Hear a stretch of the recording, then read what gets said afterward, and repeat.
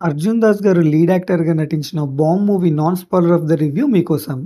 Before that story spoil చేయకుండా జెన్యూన్‌గా reviews తీసుకొస్తాం. సో, సబ్స్క్రైబ్ చేసి లైక్ చేసేయండి.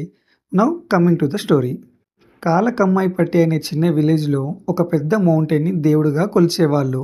ఒకరోజు చాలా వర్షాలొచ్చి అక్కడ ఒక పెద్ద రాయి దొర్లుకుంటూ వచ్చి రెండుగా విడిపోయి విలేజ్‌లో పడిపోయింది. కొంతమంది పెద్ద రాయి దేవుడని, ఇంకొంతమంది చిన్న రాయి దేవుడని విడిపోయి వాళ్ళు కొట్టుకునే స్టేజ్ వరకు వెళ్ళిపోయింది.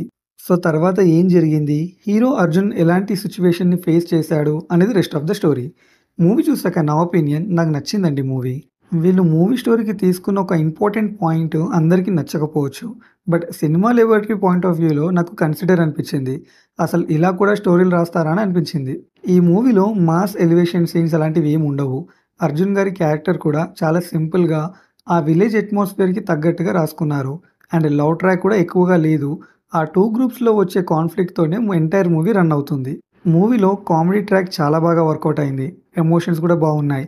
హ్యుమానిటీ గురించి ఉండే కొన్ని డైలాగ్స్ కూడా చాలా బాగున్నాయి. ఆ విలేజ్‌లో జరిగే డ్రామా చాలా ఎంగేజింగ్‌గా ప్రెజెంట్ చేశారు. అండ్ క్లైమాక్స్ కూడా డీసెంట్‌గా కంప్లీట్ చేశారు. ఓవరాల్‌గా మూవీ ఒక యూనిక్ కాన్సెప్ట్ చుట్టూ తిరుగుతుంది. But if you felt it's a trash you won't like the movie. But నేనది ఏంతో చెప్పేస్తే చూద్దాం అనుకున్న వాళ్ళకి స్టోరీ స్పాయిల్ అవుతుందని చెప్పట్లేదు. అండ్ ఫ్యామిలీతో కూడా ఈ మూవీ వాచబుల్ అండి. ఎలాంటి అడల్ట్ కంటెంట్ సీన్స్ గానీ, డబుల్ మీనింగ్ డైలాగ్స్ గానీ లేవు.